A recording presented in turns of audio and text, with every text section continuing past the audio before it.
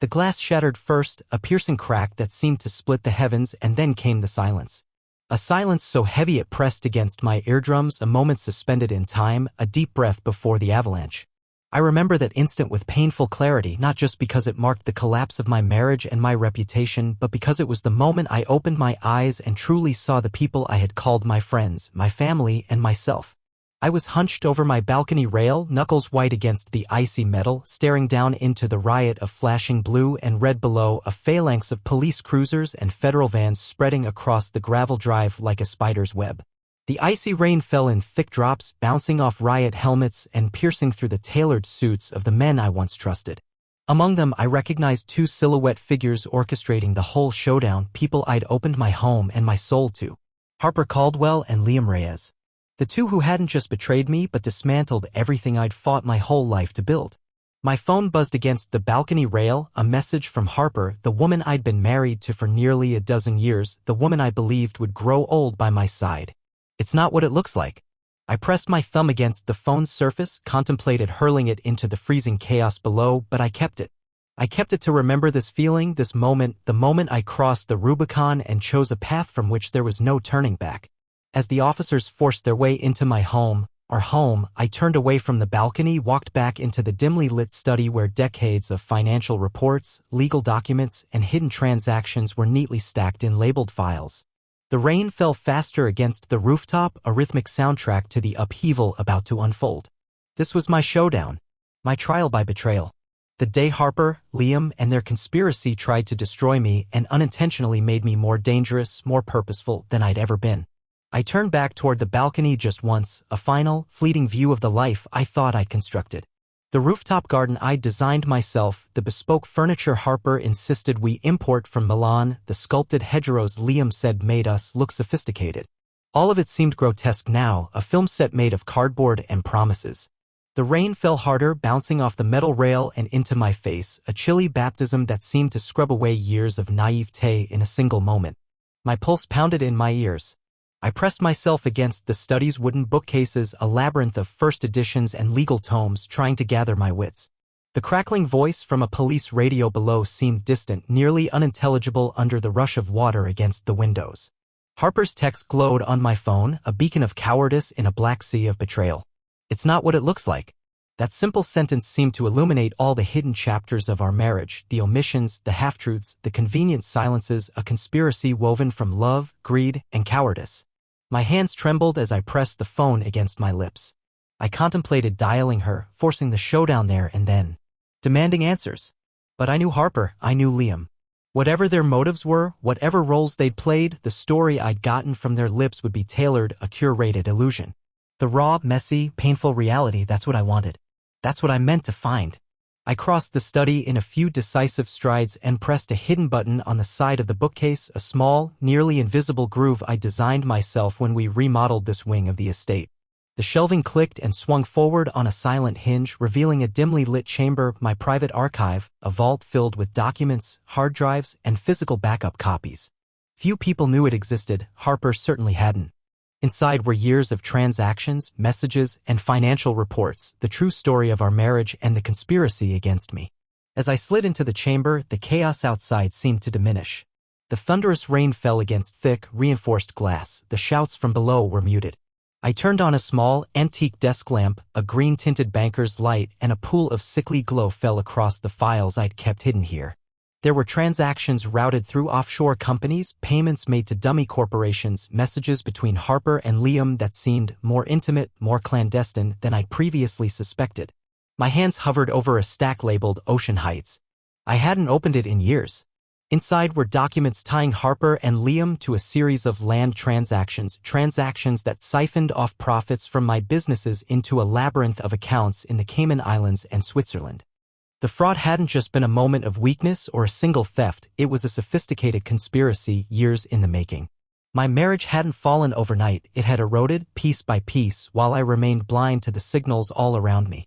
Suddenly a heavy silence fell in the study above, the riotous chorus of the police seemed to withdraw, if only briefly. I pressed myself against the chamber's metal door and listened. Whatever was about to come, I wanted to be a step ahead. Harper, Liam, and their collaborators believed I was finished, a rich man destroyed by scandal and shame. But I was far from finished. I was alive, I was motivated, and I was sitting on a cache of proof, a record of their conspiracy that could bring them down just as decisively as their betrayal had tried to destroy me. I turned back toward the files.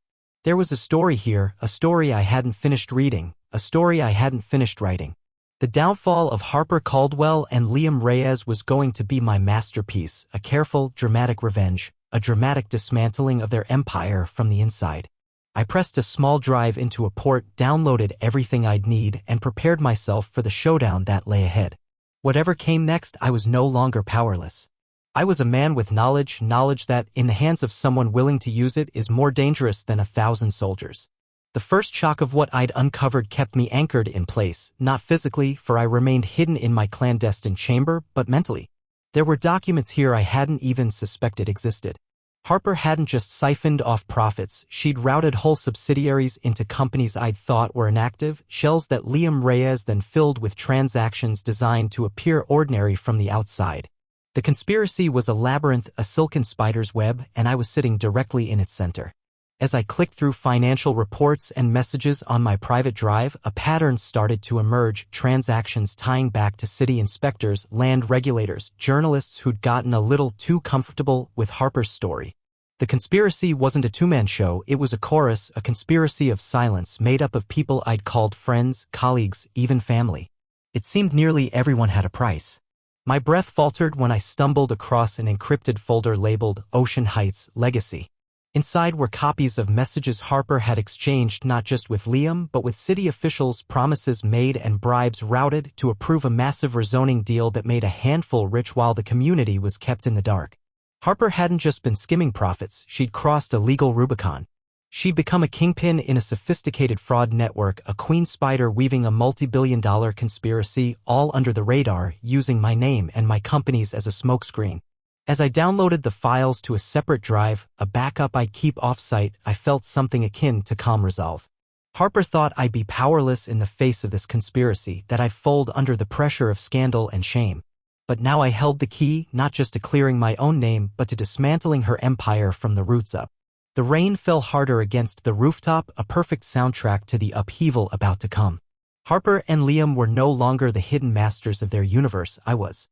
And I was about to illuminate their conspiracy in a dramatic showdown, a showdown that would destroy their future just as surely as it had tried to destroy mine. Suddenly, a thunderclap seemed to ripple through me. Whatever doubts I'd had fell away. There was no turning back. I pressed copy and export, a decisive move. The conspiracy was now safely duplicated, removed from Harper's reach and under my control. The first piece fell. The rest were about to follow. I made my first move under the cover of anonymity. I routed copies of the files, scrubbed of metadata, to journalists I knew were not on Harper's payroll. An investigative team at the Chronicle received an encrypted drive first, then a small, fiercely independent news site called The Ledger, and then a select group of federal regulators and city inspectors who'd previously tried and failed to pursue fraud charges against Harper and Liam. Walking through the dimly lit streets of the city under my hooded raincoat, I felt a rush I hadn't experienced in years, the feeling of power when you move the first piece on a giant board. The conspiracy was sprawling and well-fortified, but it was not impenetrable.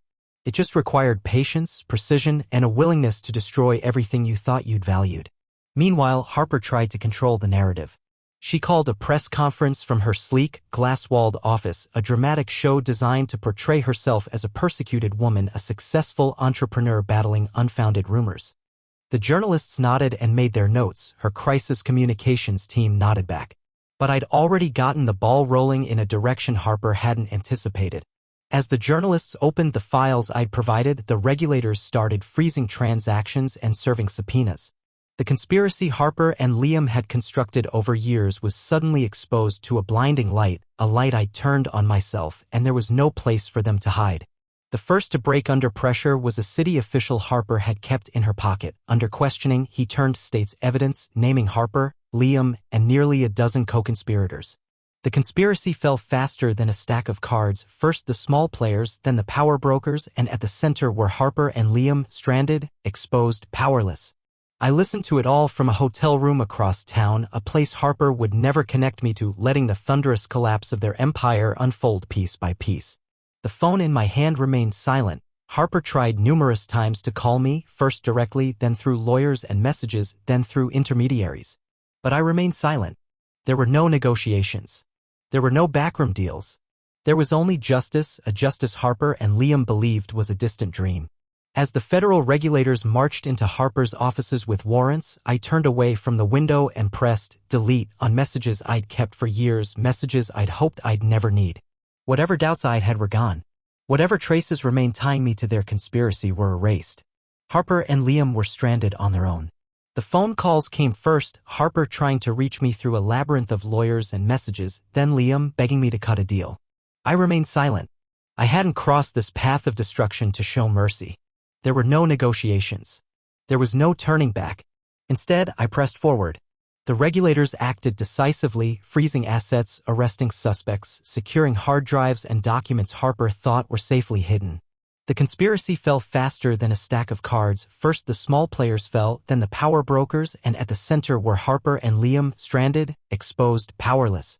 I stood across the highway from Harper's headquarters, a sleek, dramatic skyscraper that seemed less impenetrable now, and listened through a police scanner as the officers entered the building with a warrant. Harper was removed in handcuffs first, her face a mixture of disbelief and rage. Liam followed in a separate cruiser, hands bound, shaking.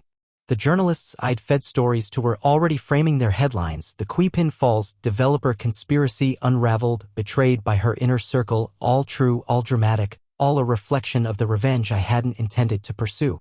Until I was forced into it. As the sun dipped below the city skyline, I turned away and walked back toward the hotel. I'd gotten what I came for. Harper and Liam were finished. The conspiracy was exposed. And me?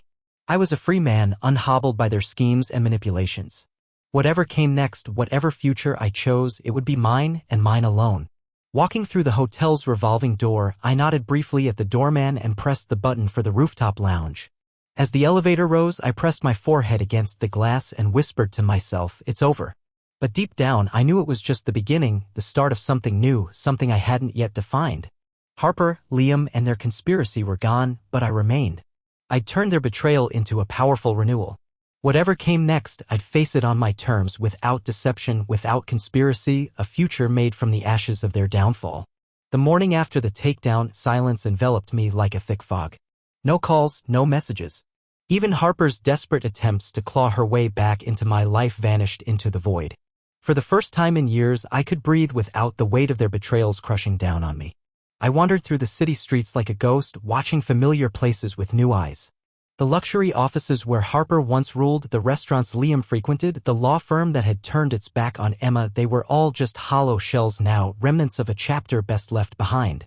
But I wasn't interested in revenge anymore. I'd had my justice, served cold and ruthless, but what I craved was something far harder to build, a life rooted in truth. Months passed, and I found myself drawn to quieter places, the mountain trails, the solitude of the forest, the steady rhythm of snow falling on the cabin's roof. Here, far from the glare of the city and the scars of betrayal, I began to rebuild not just the house I'd always dreamed of, but myself. Claire Richardson was the first to break through my isolation. Our collaboration had started as a professional exchange, her eye for sustainable design, my expertise in structural engineering, and gradually grew into something deeper. Unlike the hollow alliances of my past, our bond was built on transparency and mutual respect. No hidden agendas, no masks. Just two people creating something real. Her laughter echoed through the cabin's great room one afternoon as we pored over blueprints, discussing the integration of passive solar heating and eco-friendly materials. It was a sound that soothed the fractures in my soul. "We're not just building a home," Claire said, eyes bright with conviction. "We're building a legacy." And that's when I realized this was my true revenge. Not the destruction of those who betrayed me, but the creation of something stronger, something that could withstand the storms life threw at it. The diary, once a testament to deceit and heartbreak, now rested locked away in my safe, not as a weapon, but as a reminder. A reminder that every ending carried the seed of a new beginning, and that sometimes the greatest triumph came not from tearing down, but from building up. As the horizon blazed with the first light of dawn, I stepped out onto the cabin's deck. The world stretched endlessly before me, clear, unburdened, full of possibility. And for the first time in a long time, I felt at peace. The phone lay silent on the wooden table, its cold surface reflecting the pale morning light filtering through the cabin's windows. No messages, no calls, just the quiet I had long craved. I sipped my coffee, savoring the bitter warmth as the snow outside whispered a gentle promise of renewal. For years, I'd been trapped, caught in a web woven by those I once called allies, friends, even family. Harper's ruthless schemes, Liam's greedy silence, Emma's reckless ambitions, they had all conspired to steal my dreams, my peace, my very identity. But in their attempts to break me, they had only forged something stronger. I looked around my sanctuary, sturdy beams crafted with my own hands, walls designed with Claire's visionary touch, every corner a testament to resilience. This cabin wasn't just a home. It was my redemption. Claire joined me on the deck, her breath misting in the crisp air. She didn't say much, words often felt unnecessary between us, but her presence was a steady anchor in a sea of uncertainty. Together, we had built more than a structure. We had built trust, honesty, and a future untainted by past betrayals.